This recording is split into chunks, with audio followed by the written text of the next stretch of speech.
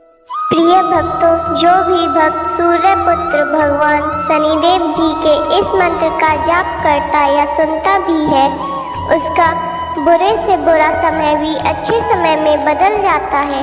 फिर चाहे वह शनि की ढैया हो या साढ़े साती हो, सभी का प्रभाव शनिदेव जी बहुत कम कर देते हैं। क्योंकि जिस व्यक्ति की कुंडली में शनिदेव की ढैया या साढ़े साती का प्रभाव चल रहा होता है, वह व्यक्ति चारों तरफ से समस्याओं से घिर जाता है और धन की कमी हो जाती है।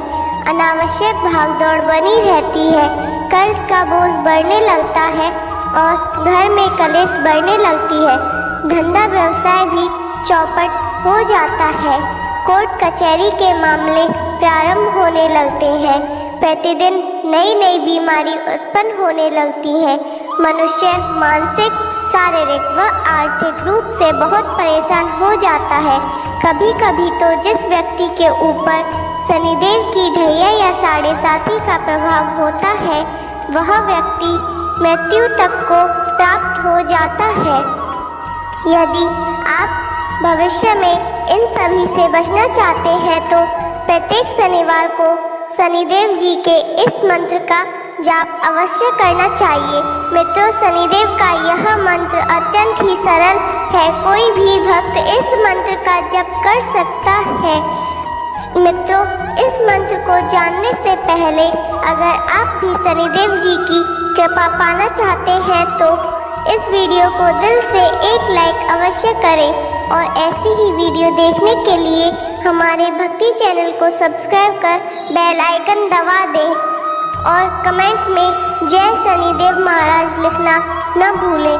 तो मित्रों, मंत्र कुछ इस प्रकार है। ओम नीलांजनम समाभासम रविपुत्रम यमाग्रजम छाया मार्तंड संभुतम तम नमामि शनैश्चरम। ओम नीलांजनम समाभासम रविपुत्रम यमाग्रजम छाया मार्तंड संभुतम तम नमामि शनैश्चरम। ओम नीलांजनम समाभासम रविपुत्रम यमाग्रजम छाया मार्तंड संभुतम तम नमामि शनैश्चरम। ओम नीलांजनम समाभासम रविपुत्रम यमाग्रजम छाया मार्तंड संभुतम तम नमामि शनैश्चरम। ओम नीलांजनम समाभासम रविपुत्रम यमाग्रजम छाया मार्तंड संभुतम तम नमामि शनैश्चरम। ओम नीलांजनम समाभासम रविपुत्रम यमाग्रजम छाया मार्तंड संभुतम तम नमामि शनैश्चरम। ओम नीलांजनम समाभासम रविपुत्रम यमाग्रजम छाया मार्तंड संभुतम तम नमामि शनैश्चरम। ओम नीलांजनम समाभासम रविपुत्रम यमाग्रजम छाया मार्तंड संभुतम तम नमामि शनैश्चरम। ओम नीलांजनम समाभासम रविपुत्रम यमाग्रजम छाया मार्तंड संभुतम तम नमामि शनैश्चरम। ओम नीलांजनम समाभासम रविपुत्रम यमाग्रजम छाया मार्तंड संभुतम तम नमामि शनैश्चरम। ओम नीलांजनम समाभासम रविपुत्रम यमाग्रजम छाया मार्तंड संभुतम तम नमामि शनैश्चरम।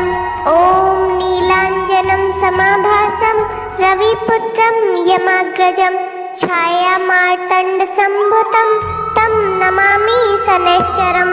ओम नीलांजनम समाभासम रविपुत्रम यमाग्रजम छाया मार्तंड संभुतम तम नमामि शनैश्चरम।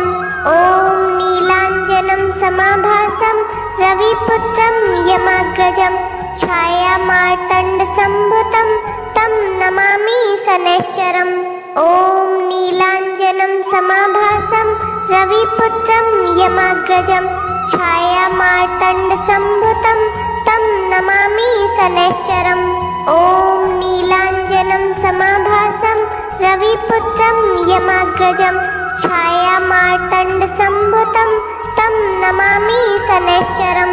ॐ नीलाञ्जनं समाभासं रविपुत्रं यमाग्रजं छायामार्तण्डसम्भुतं तं नमामि शनैश्चरम्। ॐ नीलाञ्जनं समाभासं रविपुत्रं यमाग्रजं छायामार्तण्डसम्भुतं तं नमामि शनैश्चरम्।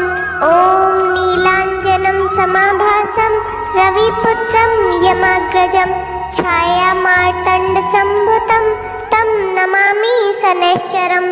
ॐ नीलाञ्जनं समाभासं रविपुत्रं यमाग्रजं छायामार्तण्डसम्भुतं तं नमामि शनैश्चरम्। ॐ नीलाञ्जनं समाभासं रविपुत्रं यमाग्रजं छायामार्तण्डसम्भुतं तं नमामि शनैश्चरम्। ॐ नीलाञ्जनं समाभासं रविपुत्रं यमाग्रजं छायामार्तण्डसम्भुतं तं नमामि शनैश्चरम्। ॐ नीलाञ्जनं समाभासं रविपुत्रं यमाग्रजं छायामार्तण्डसम्भुतं तं नमामि शनैश्चरम्। ॐ नीलाञ्जनं समाभासं रविपुत्रं यमाग्रजं छायामार्तण्डसम्भुतं तं नमामि शनैश्चरम्। ॐ नीलाञ्जनं समाभासं रविपुत्रं यमाग्रजं छायामार्तण्डसम्भुतं तं नमामि शनैश्चरम्।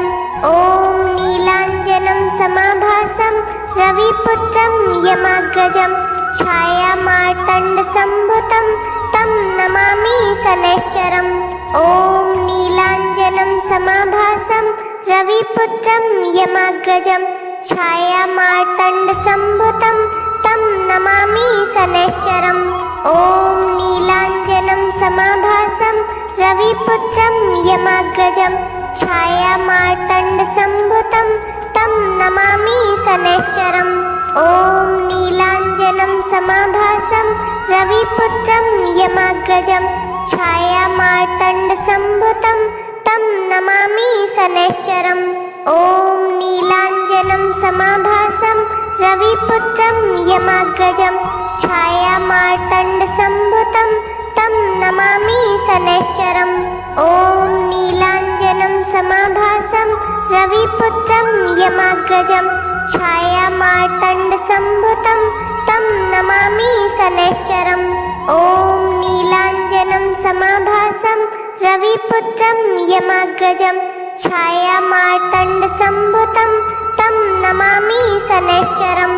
ॐ नीलाञ्जनं समाभासं रविपुत्रं यमाग्रजं छायामार्तण्डसम्भुतं तं नमामि शनैश्चरम्। ॐ नीलाञ्जनं समाभासं रविपुत्रं यमाग्रजं छायामार्तण्डसम्भुतं तं नमामि शनैश्चरम्। ॐ नीलाञ्जनं समाभासं रविपुत्रं यमाग्रजं छायामार्तण्डसम्भुतं तं नमामि शनैश्चरम्। ॐ नीलाञ्जनं समाभासं रविपुत्रं यमाग्रजं छायामार्तण्डसम्भुतं तं नमामि शनैश्चरम्। ॐ नीलाञ्जनं समाभासं रविपुत्रं यमाग्रजं छायामार्तण्डसम्भुतं तं नमामि शनैश्चरम्। ॐ नीलाञ्जनं समाभासं रविपुत्रं यमाग्रजं छायामार्तण्डसम्भुतं तं नमामि शनैश्चरम्। ॐ नीलाञ्जनं समाभासं रविपुत्रं यमाग्रजं छायामार्तण्डसम्भुतं तं नमामि शनैश्चरम्। ॐ नीलाञ्जनं समाभासं रविपुत्रं यमाग्रजं छायामार्तण्डसम्भुतं तं नमामि शनैश्चरम्। ॐ नीलाञ्जनं समाभासं रविपुत्रं यमाग्रजं छायामार्तण्डसम्भुतं तं नमामि शनैश्चरम्। ॐ नीलाञ्जनं समाभासं रविपुत्रं यमाग्रजं छायामार्तण्डसम्भुतं तं नमामि शनैश्चरम्। ॐ नीलाञ्जनं समाभासं रविपुत्रं यमाग्रजं छायामार्तण्डसम्भुतं तं नमामि शनैश्चरम् ॐ नीलाञ्जनं समाभासं रविपुत्रं यमाग्रजं छायामार्तण्डसम्भुतं तं नमामि शनैश्चरम् ॐ नीलाञ्जनं समाभासं रविपुत्रं यमाग्रजं छायामार्तण्डसम्भुतं तं नमामि शनैश्चरम् ॐ नीलाञ्जनं समाभासं रविपुत्रं यमाग्रजं छायामार्तण्डसम्भुतं तं नमामि शनैश्चरम् ॐ नीलाञ्जनं समाभासं रविपुत्रं यमाग्रजं छायामार्तण्डसम्भुतं तं नमामि शनैश्चरम् ॐ नीलाञ्जनं समाभासं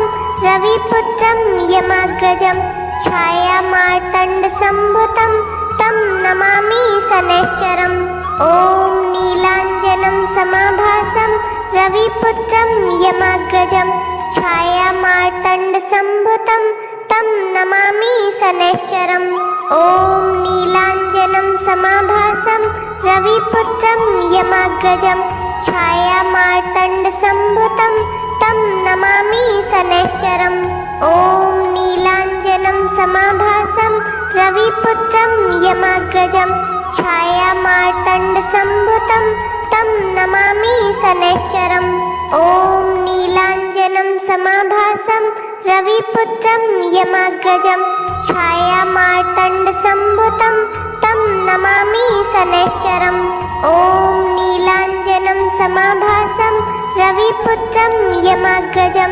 छायामार्तण्डसम्भुतं तं नमामि शनैश्चरम् ॐ नीलाञ्जनं समाभासं रविपुत्रं यमाग्रजं छायामार्तण्डसम्भुतं तं नमामि शनैश्चरम् ॐ नीलाञ्जनं समाभासं रविपुत्रं यमाग्रजं छायामार्तण्डसम्भुतं तं नमामि शनैश्चरम् ॐ नीलाञ्जनं समाभासं रविपुत्रं यमाग्रजं छायामार्तण्डसम्भुतं तं नमामि शनैश्चरम् ॐ नीलाञ्जनं समाभासं रविपुत्रं यमाग्रजं छायामार्तण्डसम्भुतं तं नमामि शनैश्चरम् ॐ नीलाञ्जनं समाभासं रविपुत्रं यमाग्रजं छायामार्तण्डसम्भुतं तं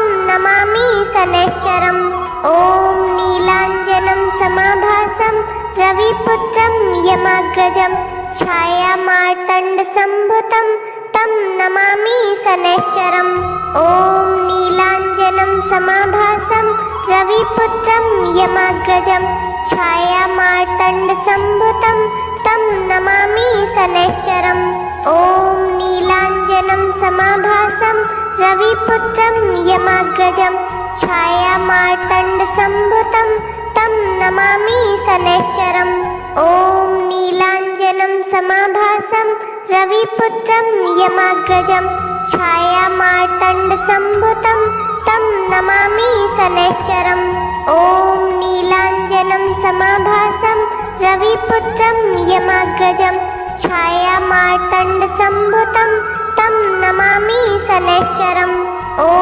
नीलाञ्जनं समाभासं रविपुत्रं यमाग्रजं छायामार्तण्डसम्भुतं तं नमामि शनैश्चरम् ॐ नीलाञ्जनं समाभासं रविपुत्रं यमाग्रजं छायामार्तण्डसम्भुतं तं नमामि शनैश्चरम् ॐ नीलाञ्जनं समाभासं रविपुत्रं यमाग्रजं छायामार्तण्डसम्भुतं तं नमामि शनैश्चरम् ॐ नीलाञ्जनं समाभासं रविपुत्रं यमाग्रजं छायामार्तण्डसम्भुतं तं नमामि शनैश्चरम् ॐ नीलाञ्जनं समाभासं रविपुत्रं यमाग्रजं छायामार्तण्डसम्भुतं तं नमामि शनैश्चरम् ॐ नीलाञ्जनं समाभासं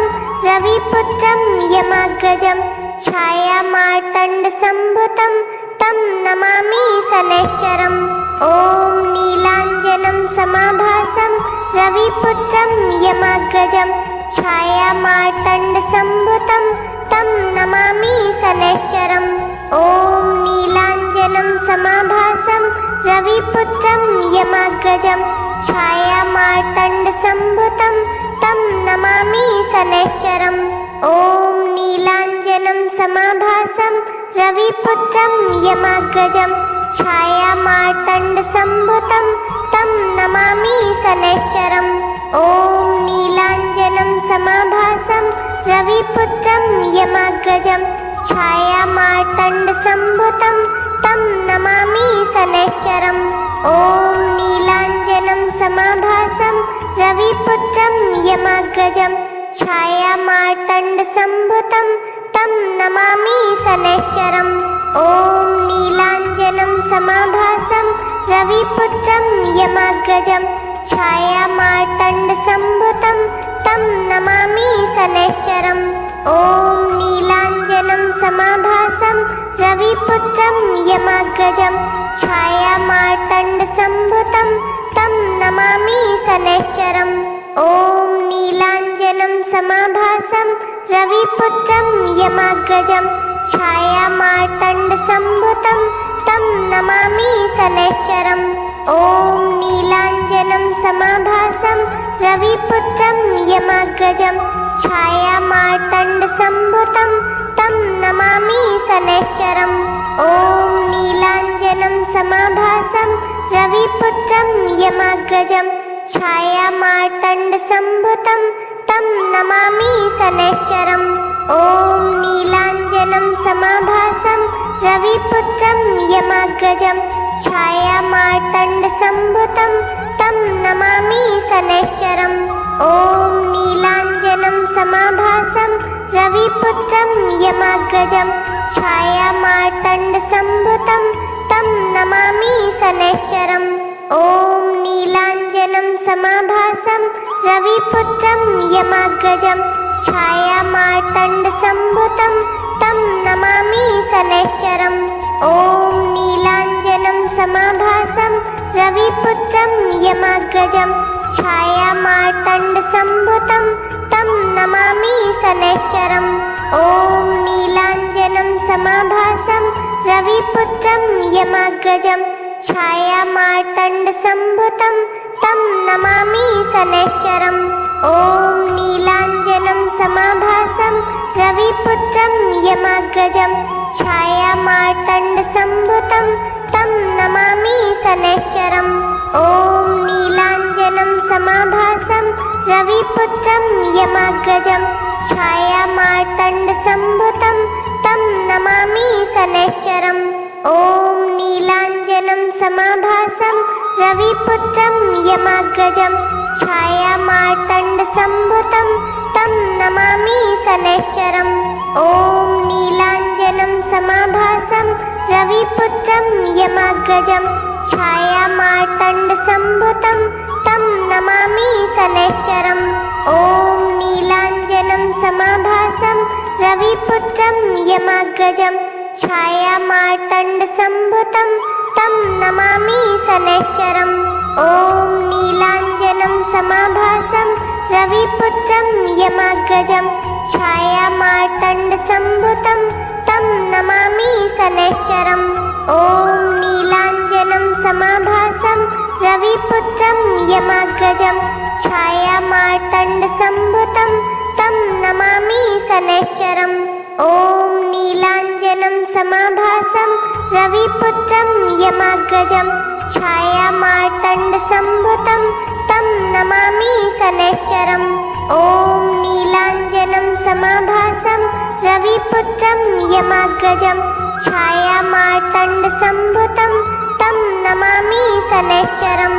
ॐ नीलाञ्जनं समाभासं रविपुत्रं यमाग्रजं छायामार्तण्डसम्भुतं तं नमामि शनैश्चरम्। ॐ नीलाञ्जनं समाभासं रविपुत्रं यमाग्रजं छायामार्तण्डसम्भुतं तं नमामि शनैश्चरम्।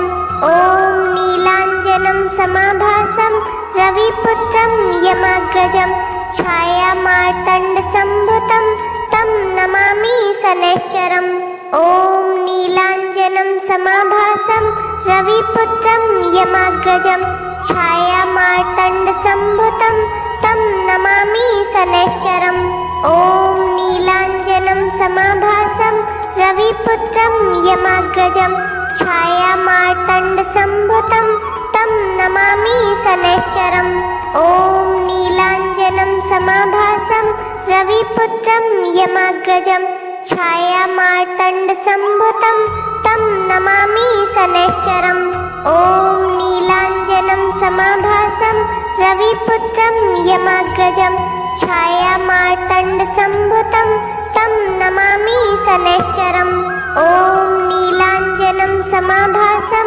रविपुत्रं यमाग्रजं छायामार्तण्डसम्भुतं तं नमामि शनैश्चरम् ॐ नीलाञ्जनं समाभासं रविपुत्रं यमाग्रजं छायामार्तण्डसम्भुतं तं नमामि शनैश्चरम् ॐ नीलाञ्जनं समाभासं रविपुत्रं यमाग्रजं छायामार्तण्डसम्भुतं तं नमामि शनैश्चरम् ॐ नीलाञ्जनं समाभासं रविपुत्रं यमाग्रजं छायामार्तण्डसम्भुतं तं नमामि शनैश्चरम् ॐ नीलाञ्जनं समाभासं रविपुत्रं यमाग्रजं छायामार्तण्डसम्भुतं तं नमामि शनैश्चरम् ॐ नीलाञ्जनं समाभासं रविपुत्रं यमाग्रजं छायामार्तण्डसम्भुतं तं नमामि शनैश्चरम् ॐ नीलाञ्जनं समाभासं रविपुत्रं यमाग्रजं छायामार्तण्डसम्भुतं तं नमामि शनैश्चरम् ॐ नीलाञ्जनं समाभासं रविपुत्रं यमाग्रजं छायामार्तण्डसम्भुतं तं नमामि शनैश्चरम् ॐ नीलाञ्जनं